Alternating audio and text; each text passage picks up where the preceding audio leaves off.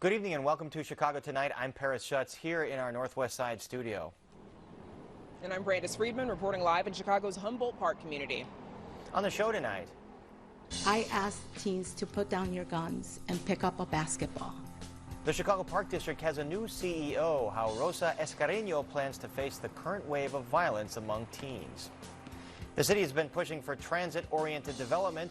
We hear how one property opening tomorrow could benefit Northwest Side residents and beyond.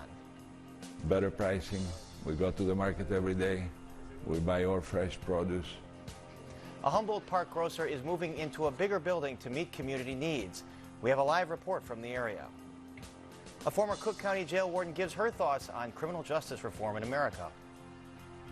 An effort is underway to conserve 30% of Illinois' land and water resources by the year 2030. A library in Garfield Park with some valuable artwork gets vibrant new work from its artists in residence.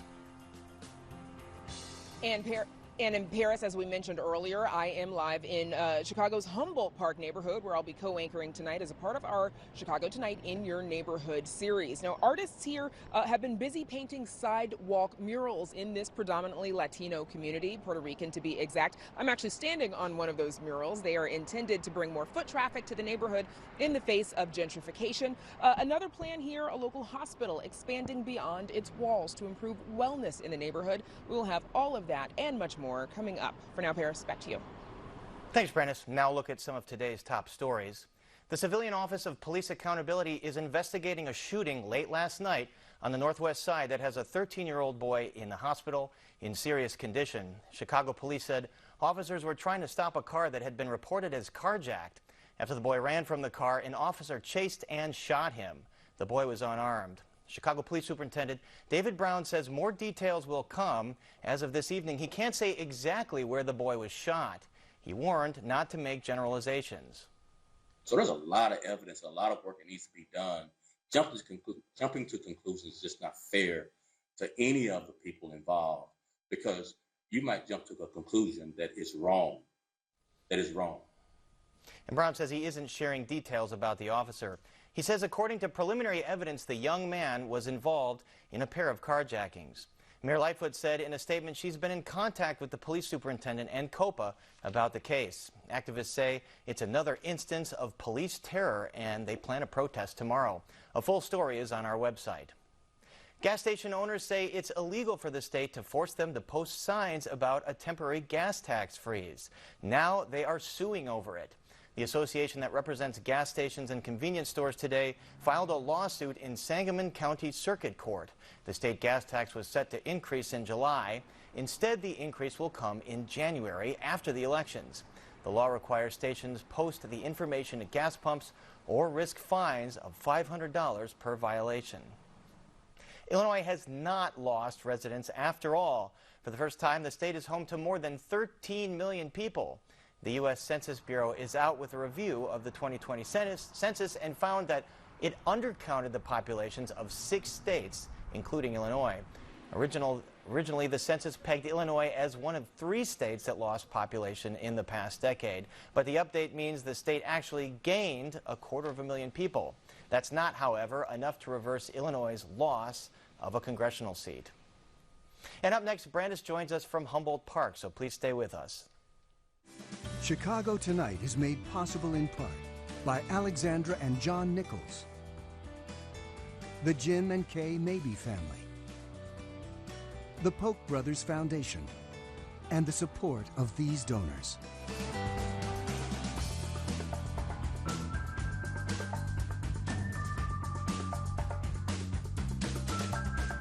As the weather heats up, more Chicago residents will find themselves dining al fresco around the city. At one neighborhood in particular, diners will be surrounded by local art painted to make the area more inviting. That art is just one part of the flavor in this neighborhood. It's Humboldt Park, population 54,000 on the city's west side. Brandis Friedman and producer Acacia Hernandez spent the day there as part of our In Your Neighborhood series. And Brandis joins us now. Brandis. That's right, Paris. So right now we are standing at La Casita de Don Pedro. It is one of many parts of Humboldt Park that remind you of just how deep the roots of Puerto Rico are in this community. Another, of course, are the famous steel flags, Paseo Boricua. Everybody's seen those. And maintaining that culture here, it's something that advocates say that they've been working to maintain. For example, as you are walking down Division Street in this neighborhood, pedestrians will pass 9 of these sidewalk murals painted by local artists. The idea is to create public art, embellish the neighborhood, but specifically with Puerto Rican art, in particular as gentrification steadily creeps in. Artist Christian Roldan led those efforts, recruiting other artists. He says after living in Humboldt Park for 7 years, he's definitely noticed some changes in social norms. Recently, it's like people used to go to the park, play music on their cars, put their speakers out. Now you have like signs this year that says like no speaker music, no loud music. So it's like part of like the changes, how like people like behave in this neighborhood. How do people like enjoy themselves? So like things that you were used to like do and way to relax, now they're forbidden. And for those sidewalk murals, Roldan partnered with the city's Alfresco initiative to create inviting spaces for outdoor dining. Roldan describes them as rugs that invite you into your home. That is what gives meanings to like public art. The different multiplicity of opinions, of way of looking at the artwork. That's why it's, that's how it becomes part of the collective aesthetics. And also like the importance of it, of a public artwork, I think that is that from all those different ideas, it builds dialogue, it builds conversations. Now, another change this neighborhood's experiencing is a lack of access to quality foods. The local alderman here says that Humboldt Park is, in fact, a food desert. We're going to talk to him coming up a little bit later on. But, for example, there's this former CVS pharmacy. It is at Division and Grand. It's been empty for 12 years. Before it was a CVS, it was a Jewel grocery store. That store left more than 12 years ago, obviously. So today, it is the future home of Central Park Foods, a grocery store that is expanding from a much smaller original location just across the street. There, shoppers can access fresh produce, but the owner says it is too small and time to move up to a bigger location. My vision is to serve the community better because I started my business in the early 80s, and the store that I am at now is really small, and I cannot really serve the community and give them what they need. So my dream was always to come here to a bigger store and serve the community and say thank you to the community for all the support they gave me all these years. So for owner Jimmy Busis, that is a dream that started back in the early 80s when he first opened that small shop across the street, his first grocery store in Chicago. He started it knowing nothing about running a grocery store at the time, but today he owns 10 stores in Chicago and his son owns 5. You might have heard of them, Cermak Fresh Market. Busis says he's investing $7 million into this new 35,000 square foot location, and he hopes to open this as a full service grocery store in the fall. Now, another change in this neighborhood has been the area hospital. You might remember that early last year, Norwegian American Hospital changed its name to Humboldt Park Health. The chief medical officer there says that that is in response to what was happening, the pandemic illuminating those health inequities like never before.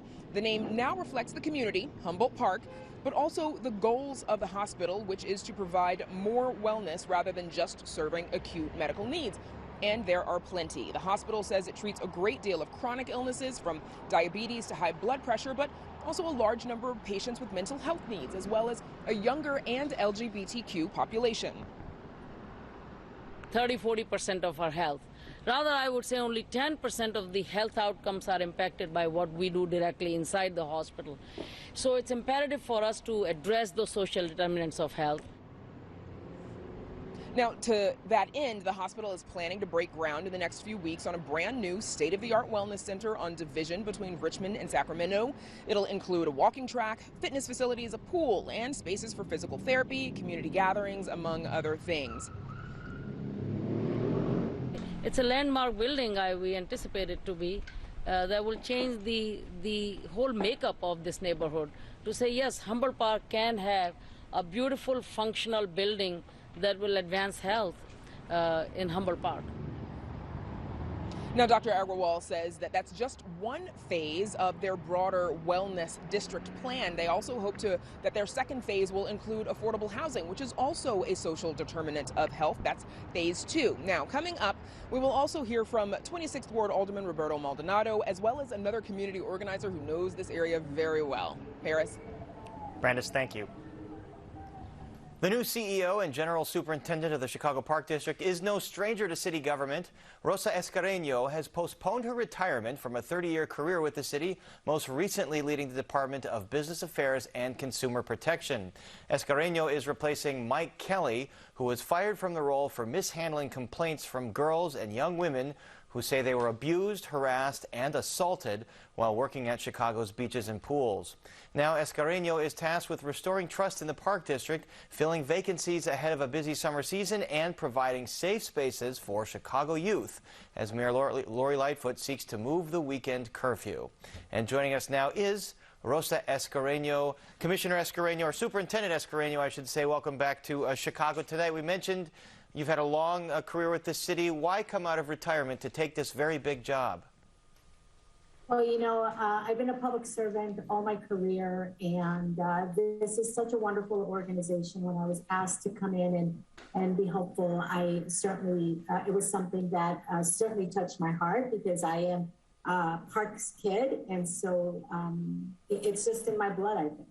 And you certainly have your work cut out for you, starting with public safety. On Monday, you were with the mayor when she announced the new curfew at 10 p.m. Do you believe that this is the right move to help public safety in the city? You know, I think the goal is to ensure that we're doing everything to keep our young people safe and engaged. And so I think that that's the priority. From the parks perspective, we are obviously in the businesses of recreation and making sure that we have strong recreation programs in every community, and youth are in our parks every single day. So we want to be part of the solution here. And specifically with Millennium Park, the mayor's saying that she doesn't want unaccompanied minors on weekend evening hours. Is that the right move given what happened in Millennium Park? You know, again, I think that the goal is really about safety and putting kids and families, their safety is the top priority for all of us. So I want to just make sure that kids know, and young people, that they are welcome throughout our entire city, throughout all of our parks, and throughout the entire city. I think that, you know, the concern here is about making sure that when kids are congregating in specific areas, and I think Millennium Park has been an area of attraction for our youth and also for other visitors and residents. So I think this is about safety and making sure we're doing everything to keep our youth and our families safe. Tell us. No, go ahead. Go ahead and finish. No, and I was just going to say, so I think this is a measure that is being established to do just that. But we have the entire city that our young people are welcome to be throughout the city. And again, we embrace them in healthy and safe environments. I think that's the goal. Tell us the programs that the parks do provide for youth, especially during evening hours or weekend hours when you see those violence rates tick up. Well, you know, again, I said we are the recreation department. It's always been said that the parks is the fun department, but we can literally have thousands of young people throughout our 250 park field houses throughout the year, and the summer is a very important time for us. And so we have all kinds of leagues happening: soccer leagues, baseball leagues, basketball leagues. We have a very, very strong gymnastics program. We have swim programs throughout the entire city all year long. As we go into the summer, we actually have very specific team programs that we are launching to ensure that our kids are engaged. But one of the most important parts of summer in the parks with youth is our employment program. We hire about 2,100 young people on all kinds of jobs to make sure that they are being engaged, that we're keeping them busy, but we're also preparing them for the future and for a successful future. And I always tell people, many of the people that work here at the Park District in the professional field, including myself, they were park kids at one point in their life, and many of them actually started as summer workers and are currently the ones that are running our parks throughout the city. So we're doing a lot, and we want kids to know there's a lot for them to do this summer at the parks. The park system so important to so many people that work there and that live in Chicago. As we mentioned, you take over at a very perilous time here. Your predecessor was let go after it was found that he had waited 6 months to act on these allegations of sexual abuse there. There are some former lifeguards that are now criminally charged with sexual abuse. Many others that have been fired. Are you confident in the system put in place now that this won't happen again? You know, we have worked so closely on this matter. I spent the first 6 months and continue to work on making sure that we're building a park district that is built on trust and that we are being respectful and that safety is at the forefront of everything we do. I feel very, very comfortable and confident of the steps that we've taken to protect our workers, but also to protect the thousands of kids that are in our system. We've established the Office of Prevention and Accountability in terms of we've put legislation through the board. We will be uplifting that office this summer. We have done lots of training on everything from sexual misconduct training, from professionalism training, but we've put so many layers of training in place. And as we go into the summer, we're adding a layer of supervision throughout our beaches and throughout our aquatics program to ensure we're strengthening that. And I've worked, most importantly, I think it's so important to ensure that we're working very closely with the Office of the Inspector General. We've taken those investigations extremely seriously. Any indication or any outcomes from those investigations, I am holding people accountable. Several individuals have been held accountable. And we must show accountability in order to gain the trust of the residents, but also our employees who rely on a strong workforce. They want to work in a place that respects them. And that is a top priority for me. And you mentioned those investigations. Inspector General, the state's attorney was investigating. Do you anticipate more to come, more shoes to drop? You know, again, I think my job is to ensure that we take every complaint and every claim seriously and that we work very closely with the Office of the Inspector General and any investigative body, and that we take those issues very seriously and that we immediately act on any allegations and of complaints. And so we want to make sure that the staff know that they are put on notice, but also that the public understands that we are not going to sit back. I have established a very close working partnership with our Office of the Inspector General. And as soon as they are sending me information, we are having conversations and acting upon any information that I am receiving of claims that are found to be legitimate complaints. All right, Chicago Park District CEO and Superintendent Rosa Escarreño, thank you for being back here and joining us. Thank you. City officials say one way to promote walkable and affordable neighborhoods is to build developments near train stations and bus lines. And one of these so-called transit-oriented developments that's been pushed by the city will open Friday in Logan Square. It's an effort officials hope will fight displacement on the northwest side and breathe new life into the south and west sides. And joining us now with more are Chicago Housing Commissioner Marisa Novara and Roberto Requejo, Program Director for Elevated Chicago. That's an organization working to improve the built environment. Welcome both of you to Chicago tonight. Commissioner Novara, the Emmett Street complex, this has been in the works in Logan Square since 2014. Why do you believe this is such a crucial development, not only for that neighborhood, but for the city? Yeah, it's a really exciting moment to be here. And I actually personally am excited because I worked on this development at a former role back in 2014, doing the beginning of a community process around what should come in that site. And I think it's really important because we know that places like Logan Square have lost a lot of affordability. They've lost a lot of Latino population. When we have an opportunity like this, where we have city-owned land, basically on top of a transit station, we really want to maximize that opportunity to have the most housing possible, the most affordability possible. And to do that, we've got to minimize our parking and really make the best use of that space. And that's what folks at Bickford Dike Redevelopment Corporation were able to do here. And Commissioner, as you mentioned, it's built basically right on top of that Logan Square Blue Line station. So what are the things offered there for residents? Right. So it's 100 units of affordable housing, and part of that is with the Chicago Housing Authority, and part of that is funded by the city. And 20 parking spots, lots of resident amenities, including lots of bike parking as well. And then commercial space on the first floor with room for 5 local small businesses to set up shop there. Roberto Requejo, as someone who's advocated for transit-oriented development, is this what you want to see across the city? Is this an ideal version of it? Yes, absolutely. We've been working with Elevated Chicago for 5 years now, and since 2017, we have been funding housing and small businesses, grocery stores, health clinics, community centers near CTA stations.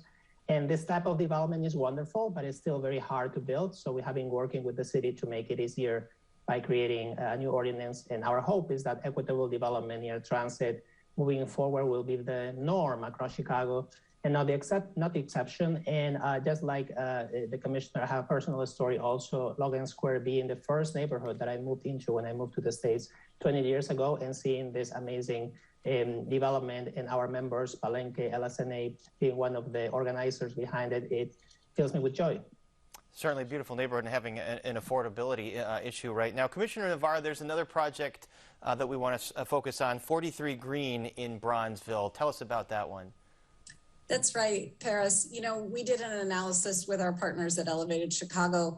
The first transit-oriented development ordinance came out in 2013. And what we found was that between 2013 and 2020, fully 90% of all of the transit-oriented developments approved in the city were on the north side, near North Side, West Loop, downtown.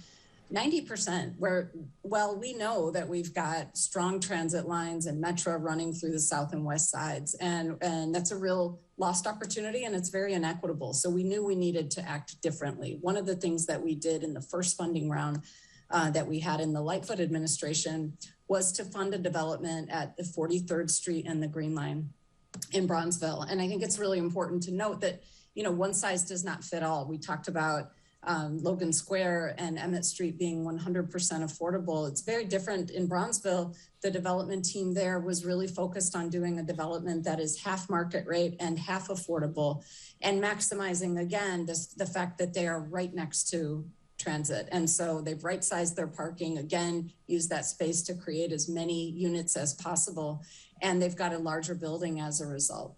Roberto Requejo, you've mentioned that you were working with the city to revamp the ordinances here around affordable housing and transit-oriented development. So does an ideal policy here mean that it's not one size fits all for different neighborhoods, that it should be based on the needs of that neighborhood? Absolutely. And because we have a beautiful and diverse city, we embarked in a very collaborative process that brought together 70+ organizations and hundreds of residents with very diverse voices from very different communities, from Albany Park to Washington Heights, from Garfield Park to Logan Square. And we're very diverse, but we heard common themes over and over. We heard that people want to have choices to move around, and they don't want to have to be car dependent for all their daily trips.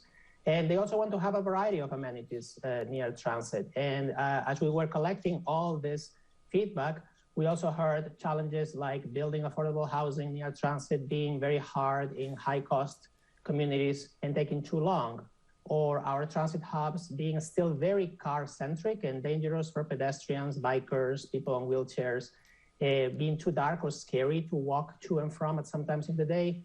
And also, we heard from communities in the south and the west side, definitely they needed more and better incentives to fill the vacant lots and the buildings near transit stops. So we are very excited, again, that this new ordinance is very responsive to all this variety of voices and addressing all these challenges and responding to what communities are asking for. All right, Commissioner Navarro, so we focused on two here, one in Logan Square and Bronzeville. Are there plans in place for development in other neighborhoods, specifically south and west sides, and will they accelerate, as Roberto Requejo was saying? It's been hard in years past to get these developments through. Well, we've definitely been doing our part to try to make sure it's easier. And one of the ways we've done that in our last funding round in December of 2021, we announced 24 developments. 18 of those 24 were equitable transit-oriented developments. And of those 18, 12 are on the south and west side, including phase 2 of 43 Green. So we're certainly pushing very hard on this. We think that the benefits of ETOD, or equitable transit-oriented development, need to take place across the city. So part of it is things like that funding round where we're putting our money where our mouth is.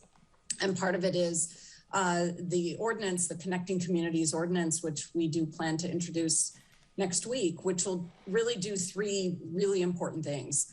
One is that it will expand TOD incentives more equitably across the city. That's important because it builds more units near transit and it connects people to jobs. The other thing it does is improve pedestrian safety. Whether you're walking, biking, in a wheelchair, pushing a stroller, we want the areas near transit to be the most safe and welcoming parts of our city.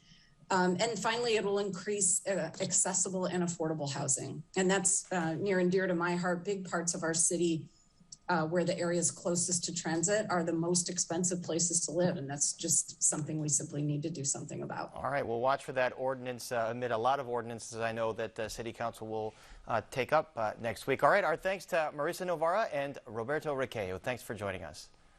Thank you for having us.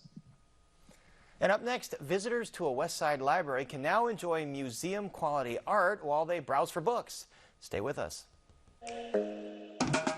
Thousands of Puerto Ricans are taking to the streets to protest massive blackouts. Over the years, Mexican culture, from food to music, has become woven into the city's tapestry. Medical professionals share the latest recommendations on COVID-19 booster shots. DACA recipients have been facing longer delays than normal in their status renewal. Little Village is one of my favorite neighborhoods. This neighborhood comes together to celebrate such an important day in our culture.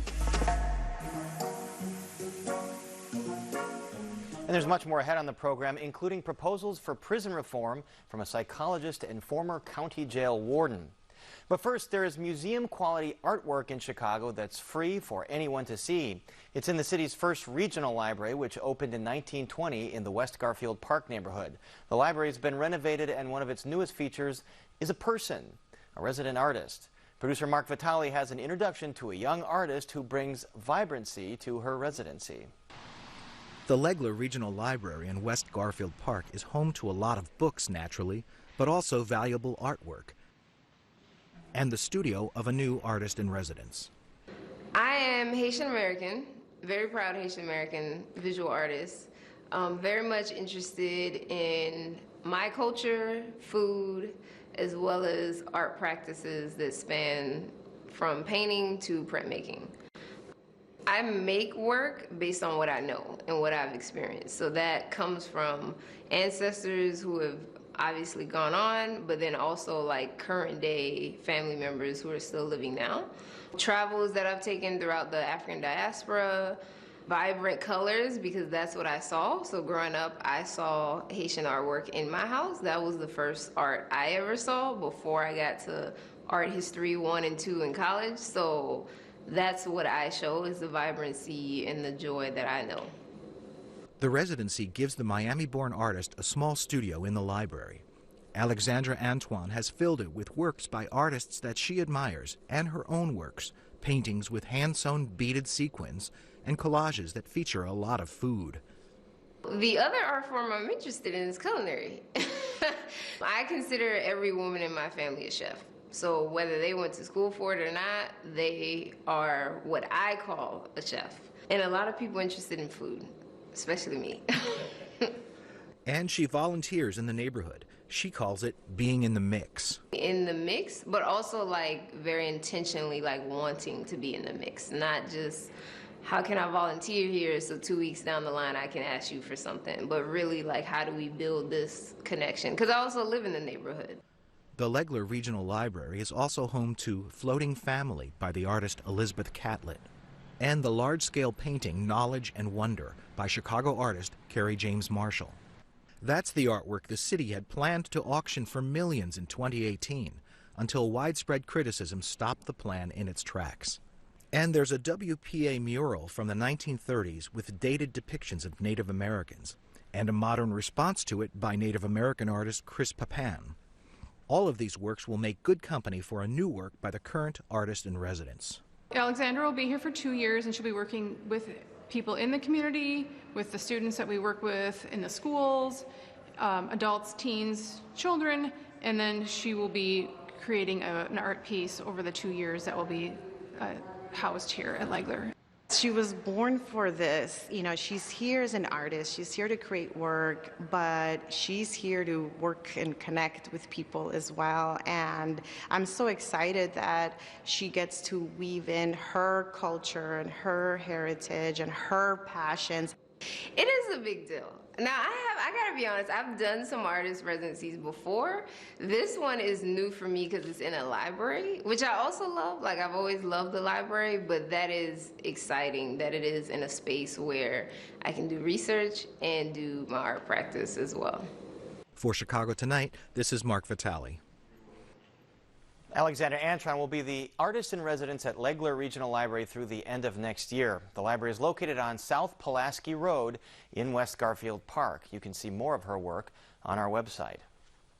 And still to come on Chicago Tonight, the impact of recently approved city ward map on Humboldt Park. We hear from the area's alderman. A former Cook County jail warden calls for safer prisons. She lays out her vision for a more holistic criminal legal system. And an effort is underway to conserve 30% of Illinois' land and water resources by the year 2030. A look at how it could be done. But first, some more of today's top stories. Chicago is preparing to pay more than $14 million to a wrongfully convicted man. Daniel Taylor spent 21 years in prison after he was convicted of a 1992 double murder. But Taylor was already in Chicago police custody, locked up on a disorderly conduct charge at the time of the killings. Taylor's lawsuit claims officers intentionally hid that evidence, which could have exonerated him. State unemployment was down in April. Figures released by the Illinois Department of Employment Security today show the jobless rate fell from 4.7 to 4.6% here in April, while non-farm payroll jobs increased by 9,300. The largest monthly gains were in the leisure and hospitality industry and in manufacturing. State unemployment is 1 point higher than the national average, which is at 3.6%. With opioid use and overdose rates at crisis levels, doctors say a new city-state collaboration could save lives through easier access to treatment. Medication-assisted recovery, or MAR, is the standard of care for treating opioid abuse disorder. But only 20 to 30% of people diagnosed with opioid use disorder receive that treatment. Robert Harris has been in recovery for 6 years. He says prior to landing in the hospital after an overdose, he had trouble finding help. I needed help, and when treatment was offered, I did not walk. I ran to it. I was lucky that when I wanted help, it was there for me. For others who are in a similar situation that I was in, I say, just take that first step. Treatment will change your life like it did mine. And starting today, individuals can call 311 or the state's opioid help hotline to access MAR. A full story is on our website. And now to Brandis Friedman, who spent the day in Humboldt Park as part of our In Your Neighborhood series. Brandis. That's right, Paris. So earlier today, we spoke with 26th Ward Alderman Roberto Maldonado, and I started by asking him about what access to healthy food in this neighborhood is like. It has been acknowledged as a food desert for many, many years, even by studies from the Northwestern universities 10 years ago, more than 10 years ago, was documented.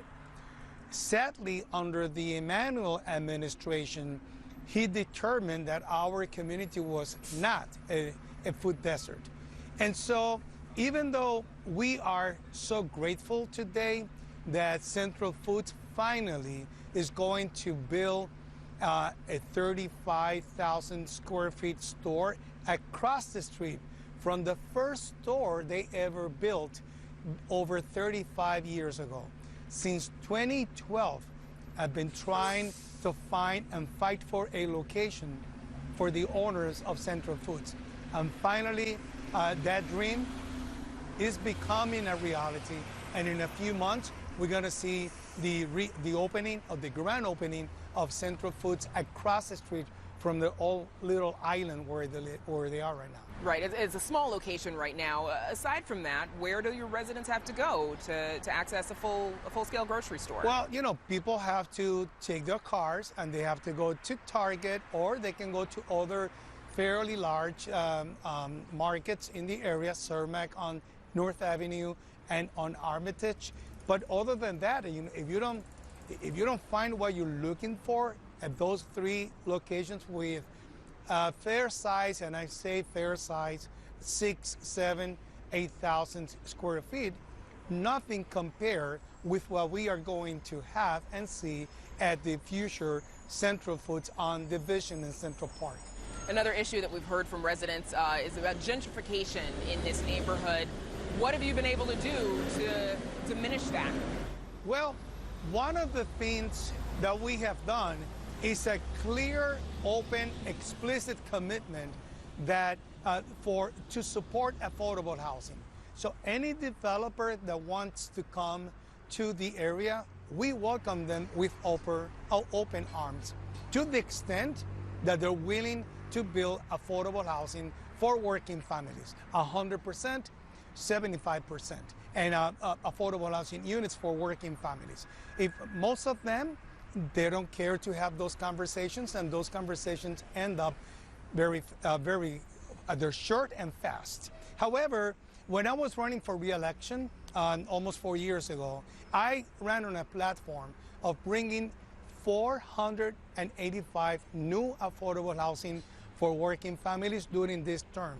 Right now, we are either under construction or fully funded already 430. So we have another year to complete our pledge, our goal of building 485 new affordable housing units for our working families. We know that the only way to slow down or to stop gentrification is by bringing affordable housing into the area, and so that we can offset the forces of developers that are building on market rate land, that we cannot control that. Now, before we run out of time, I got to ask you about the ward map that was passed earlier this week by city council members. Why do you believe that this is the right ward map for the city? And is it better than having gone to a referendum for the voters? Oh, definitely. I mean, I'm very pleased, and most of our stakeholders in the ward are very pleased with the boundaries of the new 26th ward. We're going to go from 56% Latinos that we have right now to 67.5, with a citizens age population of 58%. That means that in my absence, it would be hard not to elect a Latino. So let's say I choose not to run, or even if I run, or even if many other people will run, I don't foresee anybody but Latinos and Latinas running for the 26th ward, because there is no way that a Latino or a Latina can be elected in this ward. And that is the power of the 1965 Voting Rights Act. We have to protect the protected groups. And this is something that we lose from perspective so much in the rhetoric and talking about the remaps throughout the city. I think that we need to give honor to the 1965 Voting Rights Act, and the new 26th ward reflects that. And again, that was Alderman Roberto Maldonado of the 26th Ward. Now, coming up later on, Paris, we'll speak to the executive director of the Puerto Rican Cultural Center about the importance of the Paseo Boricua steel flags gaining landmark status. Back to you. All right, a lot of activity out there, Brandis. We'll look forward to that. And up next, a new effort to conserve land in Illinois, so please stay with us.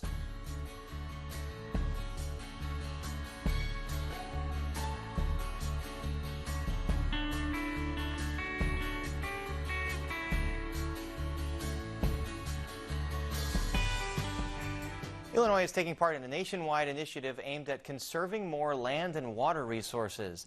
WTTW News reporter Patty Wetley joins us now with more on this effort. So, Patty, tell us, what is 30 by 30?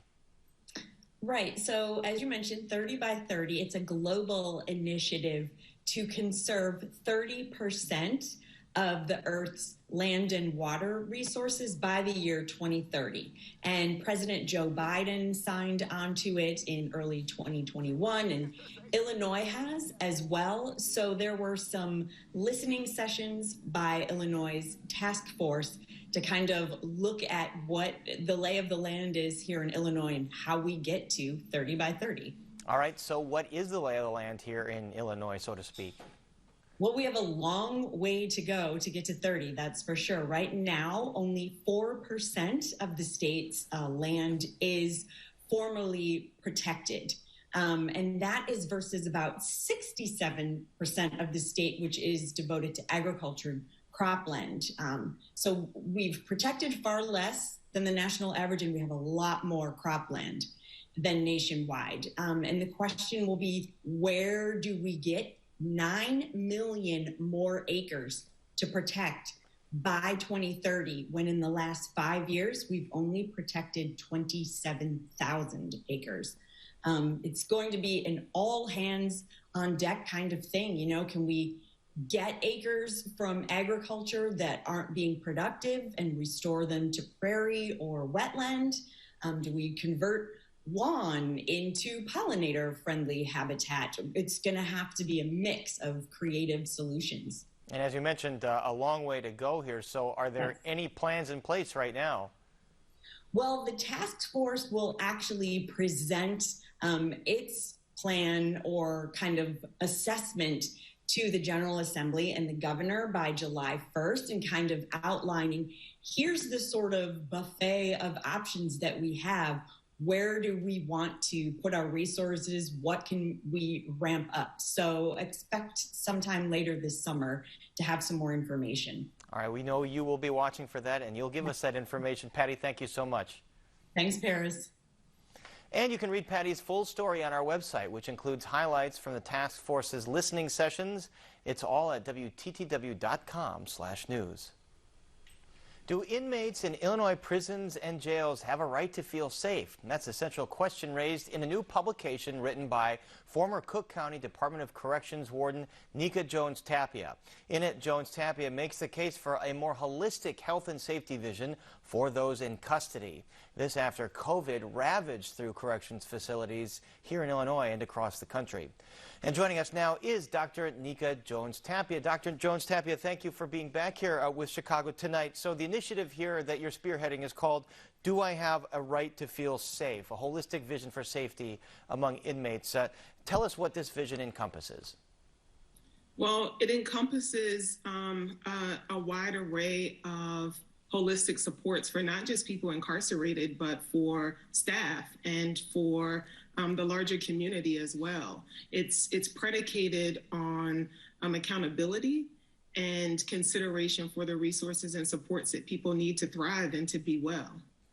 And you, as we mentioned, the former warden, you're a psychologist by trade. I remember Sheriff Dart saying that Cook County Jail was the largest mental health facility in the state just because of the nature of what inmates were going through. So how did your experience at Cook County Jail inform what you want your vision here to be? Well, I think my first experience with the carceral system was really when I was a young child. And I learned early on that the justice system, and specifically jails and prisons, cause damage to individuals and families and communities. And it was when I started working in corrections that really, I say, two core learnings emerged. And the first was that we as a society had grown complicit in the criminalization of trauma. More than 98% of men and 99% of women who are incarcerated in correctional facilities across the country are exposed to trauma, overexposed to trauma. And I also learned that these systems were damaging staff. Staff witness and experience violence at alarming rates. And so I knew when I joined Chicago Beyond that we were well equipped from a community standpoint to really push for a system level change to how we do business. And can you give us some of the specifics in Cook County Jail? I mean, there was a lot of changes that happened when you were there, but what are the further changes that you want to see? Well, I have to say that it's not limited to Cook County Jail. What we have across this country is I think it's trauma and toxicity that's woven into the very fabric of all correctional institutions, jails and prisons. And that toxicity, like I said before, impacts the people incarcerated in ways that have reverberating impacts to not just them, but their families, the same as staff. And so some of the changes we want to see include empowerment of people who are most impacted by these systems so that the expertise to change them is at the table when we are making some of the reforms that are necessary. Tell us the toll. You briefly mentioned this, but the toll not just taken on those in custody, but the folks that work in the carceral system. Yeah, people who work in jails and prisons across the country have disproportionate rates of substance use, disproportionate rates of marital and relationship discord, high rates of death. They have, unfortunately, a life expectancy that is 20 years lower than the general population. So by very nature of their work, people are dying for this paycheck, and correctional staff are speaking out about it. Certainly, it's incredibly stressful work. In the American criminal justice system, there's been a focus on how white inmates are treated differently than black or brown inmates. So did you see that at Cook County Jail, and what is the situation across the country? Every person entering into a correctional institution is impacted by the darkness that exists within correctional institutions. Are people treated differently within correctional institutions based off of the color of their skin? Absolutely. We see that same thing happening in our communities. Black and brown communities have historically and currently have had significant disinvestment. And so when I say that we as a society have grown complicit in the criminalization of trauma, we've really grown complicit in the disinvestment in Black and brown communities and not ensuring that Black and brown people have the resources that they need on the front end, so we are not trying to punish them on the back end. In recent years, Mayor Lightfoot and Police Superintendent Brown have sought to blame a lot of the current spike in violence on bail reform, and they're saying more folks are out on the streets and they reoffend, and the population of Cook County Jail has come down. From your vantage, does that ring true at all to you? When we tell stories of crime in our communities, we really have to tell the whole narrative. And the narrative does not start with the crime and the person committing the crime. It really starts with exclusion. And we as a society are the perpetrators of that exclusion. Exclusion from quality education, exclusion from quality mental and physical health care, economic opportunities. And what these tough on crime statements and this rhetoric does is further exclude people. And as we continue to push people further and further in the margins of society, as if they are something to be tossed away, as if they are something to be locked away, a problem to be managed, then we are going to continue to see trauma manifested through violence.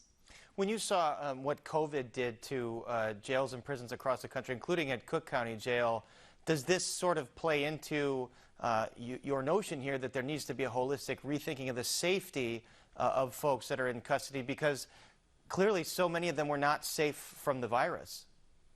Absolutely. We as a society need a fundamental shift in the way we view jails and prisons and the people within them, the people incarcerated in them, as well as the staff. And we didn't see that when COVID-19 ravaged jails and prisons and people in them. We did not have a system in place so that stakeholders in the justice system, including the people most impacted by this, could have a voice at the table that was making decisions to spare lives. Instead, we had a pendulum shift where it was a lot of blaming happening across the country of who was responsible, and the outcome of that was lives. And so we really need to get in front of this issue that we have in this country in terms of mass incarceration, and really think about not just investment in communities, but real decarceration. All right, Dr. Nika Jones-Tapia, very important work that you're doing, and thank you for joining us. Thank you. And up next, we're back in Humboldt Park at one of the neighborhood's biggest cultural hubs as part of our In Your Neighborhood series. So please stay with us.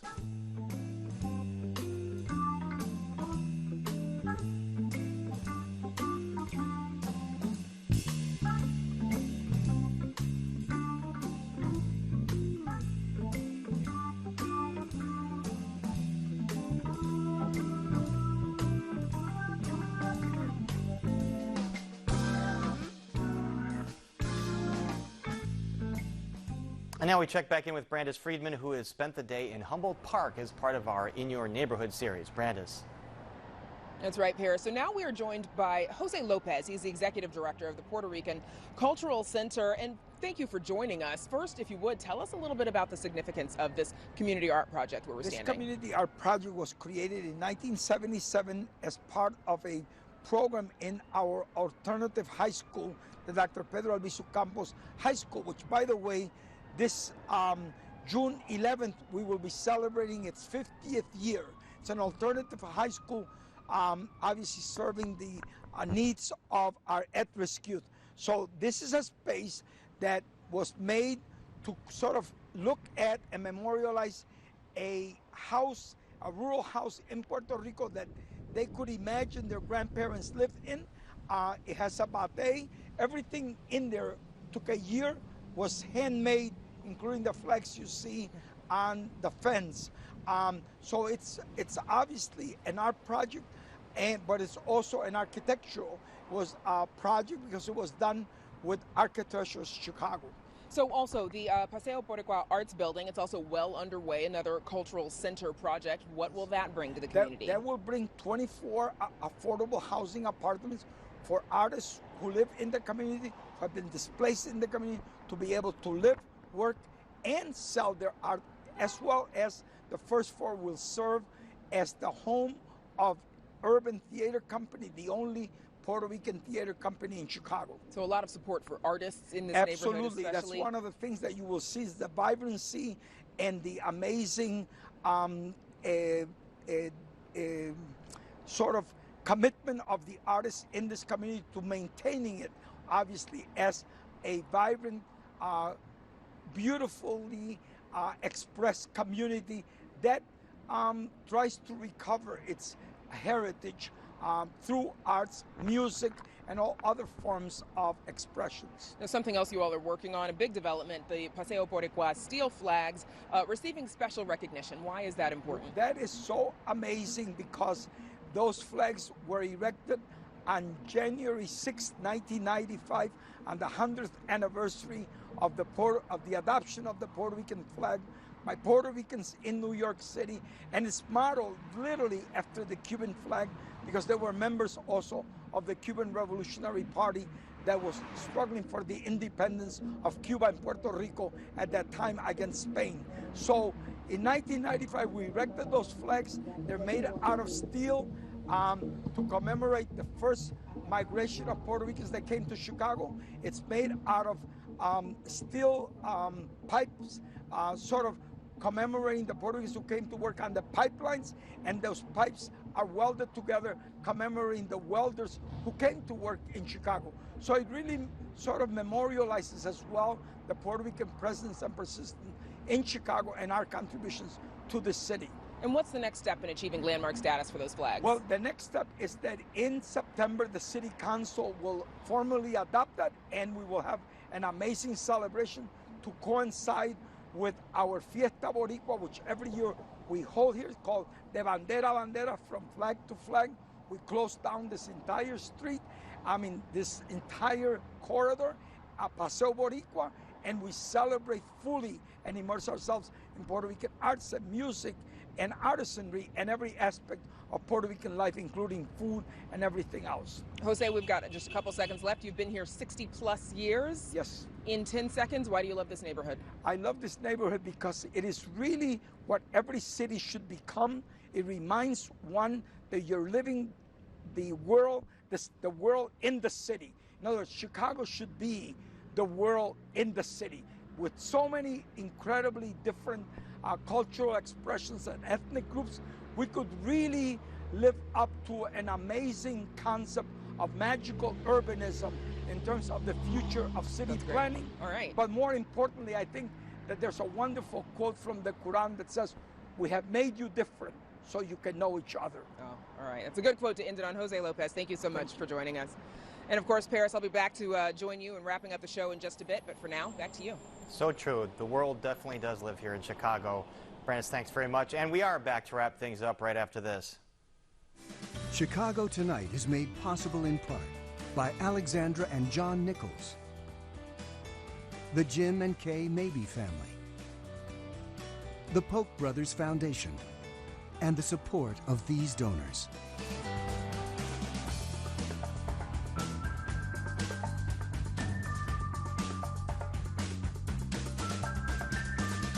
And that's our show for this Thursday night. Don't forget to stay connected with us by signing up for our daily briefing. And you can get Chicago Tonight streamed on Facebook, YouTube, and our website, WTTW.com/news. You can also get the show via podcast and the PBS video app. And please join us tomorrow night for the Weekend Review at 7. Now, for all of us here at Chicago Tonight, I'm Brandis Friedman. And I'm Paris Schutz. Thank you so much for watching. Stay healthy and safe and cool, and have a great evening.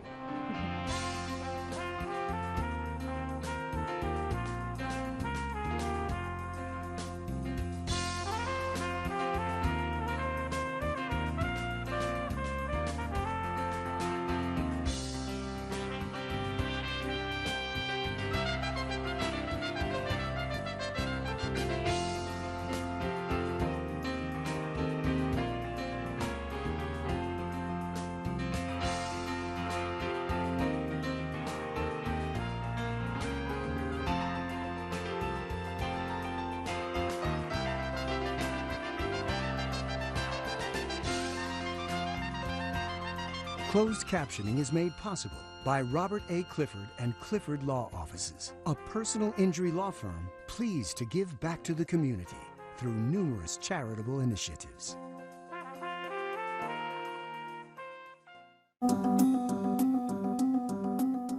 Next time on the Great Chicago Quiz Show. Are you all ready? I think so. Ready. Let's go. Who were the opening act for Sinatra? I like to think that Frank closed for me.